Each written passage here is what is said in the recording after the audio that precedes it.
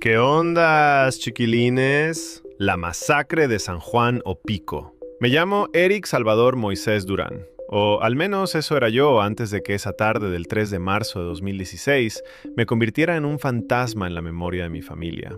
Tenía 28 años, un trabajo estable en una compañía eléctrica y soñaba con ahorrar lo suficiente para casarme con mi novia y construir una casita en las afueras de San Salvador. Ese día empezó como cualquier otro. Me levanté al amanecer en mi humilde hogar en las cercanías de San Juan o Pico, en el departamento de La Libertad. El sol ya picaba fuerte cuando salí, con mi uniforme sucio de tierra de días anteriores, una mochila con herramientas y un almuerzo sencillo que mi mamá me había preparado, un par de pupusas frías y una botella de agua. «Cuídate, hijo», me dijo ella con esa mirada preocupada que las madres tienen en un país como El Salvador, donde la violencia acecha como una sombra permanente. No le hice mucho caso. Después de todo, éramos solo trabajadores, no pandilleros. ¿Qué nos podía pasar? Éramos 8 de la compañía. Yo, Carlos López Rafael, el jefe de equipo, un hombre de 45 años con familia numerosa, Nicolás Asensio, un chavo joven como yo, siempre bromeando, José Alfonso Hernández Mengíbar, el más callado, padre de 3 hijos, Marvin Iván Durán Santos, mi primo lejano, con quien compartía risas, José Carlos Espinosa Beltrán, el experto en cables, siempre preciso, Francisco Javier Ábrego, el veterano, con más de 20 años en el oficio, y Jorge Alberto Colorado Cabrera, el nuevo, ansioso por aprender. Nos asignaron una tarea rutinaria en el cantón Palo Verde, una zona rural remota de San Juan o Pico, a unos 40 kilómetros al oeste de San Salvador. Era un terreno baldío, lleno de maleza y tierra seca, donde teníamos que excavar zanjas para instalar postes de alumbrado eléctrico. Llegamos alrededor de las 9 de la mañana en nuestra camioneta destartalada, riendo sobre el calor asfixiante y planeando terminar temprano para ir a tomar una cerveza fría. No sabíamos que 3 jornaleros agrícolas locales, Jonathan Gabriel Castellanos Rivas, un muchacho de 19 años que soñaba con emigrar, Gerson Carlitos Carías Murcia, padre de un bebé recién nacido, y Miguel Ángel Hernández Hernández, un hombre de 50 años que trabajaba la tierra para sobrevivir, también estaban cerca, cortando caña en un campo adyacente. Ellos solo buscaban ganarse el pan del día, como nosotros. El trabajo avanzaba lento bajo el sol implacable. Cavábamos con palas y picos, el sudor corriéndonos por la espalda, el polvo pegándose a nuestra piel como una segunda capa. Hablábamos de tonterías, del partido de fútbol del fin de semana, de las deudas que nos agobiaban, de las familias que esperaban nuestro regreso. Alrededor de las 2 de la tarde, cuando el hambre empezaba a apretar, algo cambió. Escuchamos voces distantes, risas guturales que no encajaban en ese paisaje desolado. Miré hacia el camino de tierra y vi un grupo de hombres acercándose. 7 tipos jóvenes, tatuados hasta el cuello, con gorras bajas y machetes colgando de sus cintos. Eran pandilleros de la facción 18 Revolucionarios, del barrio 18, una de las pandillas más salvajes de El Salvador, rivales eternos de la MS-13.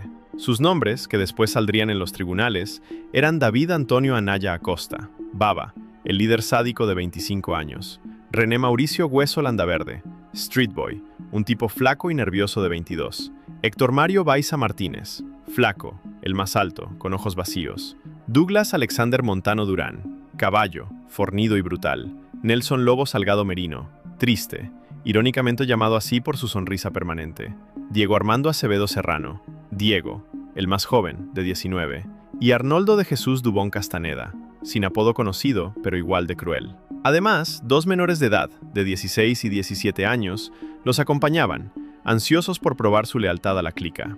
Al principio pensé que solo pasarían de largo, pero se detuvieron. Nos rodearon con movimientos calculados, como lobos acorralando ovejas. ¡Ey, majes! ¿Qué hacen cavando aquí? ¿Enterrando cuerpos para los contrarios?, gritó Baba, con una risa que me heló la sangre. No éramos rivales, solo trabajadores, pero en su paranoia pandillera, creyeron que estábamos excavando fosas para la MS-13 o que éramos espías de ellos. Era un error fatal. En la guerra territorial entre pandillas, que en 2016 ya había convertido a El Salvador en uno de los países más violentos del mundo, con más de 5.000 homicidios al año, los inocentes pagan el precio. Nos obligaron a arrodillarnos en la tierra caliente, manos en la nuca. El terror psicológico empezó ahí. Nos interrogaban uno por uno, golpeándonos con las culatas de sus machetes si tardábamos en responder. ¿De qué clica son? ¿Para quién trabajan realmente?, yo balbuceaba. Somos de la eléctrica, solo postes. Por favor, tenemos familias. Pero sus ojos no mostraban piedad, solo odio ciego, alimentado por años de violencia y drogas. El horror se desató alrededor de las 3 de la tarde. Nos ataron las manos con cables que encontramos en nuestra propia camioneta, ironía cruel, y nos llevaron a un claro más apartado, donde la maleza alta nos ocultaba del mundo. Los 3 jornaleros, que habían oído el ruido y se acercaron por curiosidad, fueron capturados también. Ahí, el pánico se volvió asfixiante. Podía oler el miedo en el sudor de mis compañeros, oír los sollozos ahogados de Nicolás, que susurraba oraciones por su madre. Baba sacó su teléfono y empezó a grabar, como si fuera un trofeo. Esto es para que los contrarios sepan quién manda aquí.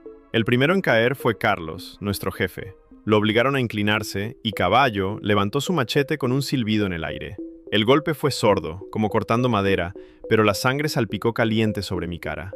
La cabeza de Carlos rodó por la tierra, sus ojos aún abiertos en un shock eterno. Grité internamente, pero el terror me paralizaba la voz. Uno por uno nos decapitaron o mutilaron, machetes bajando con fuerza brutal, huesos crujiendo, gargantas ahogadas en gorgoteos. Marvin, mi primo, me miró antes de su turno.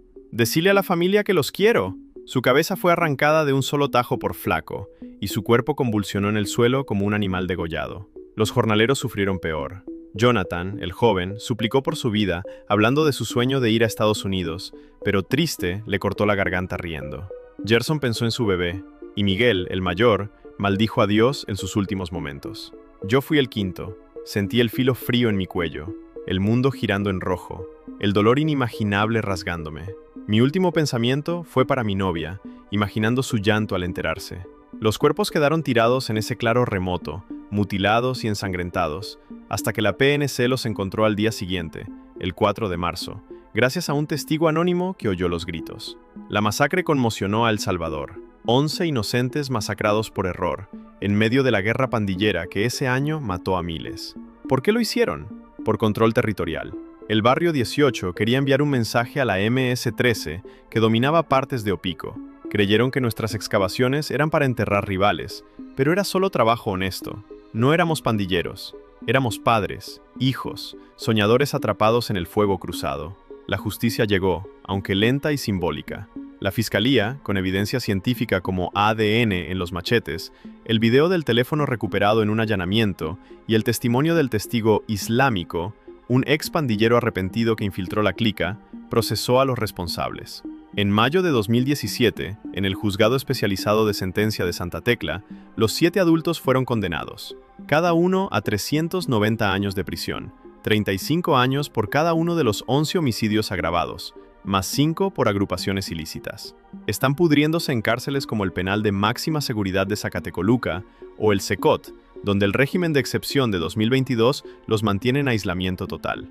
Los 2 menores fueron declarados responsables en octubre de 2016 por el Juzgado de Menores de Santa Tecla, con sentencias de hasta 15 años en centros juveniles, ya que la ley salvadoreña limita las penas para adolescentes. Pero, ¿de qué sirve la justicia para los muertos? Mi familia lloró por meses. Mi mamá envejeció de golpe. Mi novia se quebró en pedazos. Esta masacre impulsó medidas más duras contra las pandillas, como el estado de emergencia que aún persiste en 2026. Sin embargo, el horror persiste en las memorias. Cabezas rodando, sangre tiñendo la tierra, gritos que el viento se llevó. Si esta reconstrucción te hace llorar, recordá, así era El Salvador en 2016. Un infierno donde inocentes pagaban con la vida la locura de unos pocos. Paz para nosotros, los 11 olvidados de Opico. Y bueno, chiquilines, ¿qué les pareció esta historia? Recuerden que hacemos batallitas todas las noches a las 8 de la noche. Esos regalitos que me envían en las batallas son de gran apoyo. Si quieren pertenecer a nuestra comunidad de fantasmitas, no olviden ponerse el emoji del fantasmita en su usuario de TikTok. Únanse también al grupo de difusión en WhatsApp escaneando este código que ven aquí. Fue un gusto, chiquilines.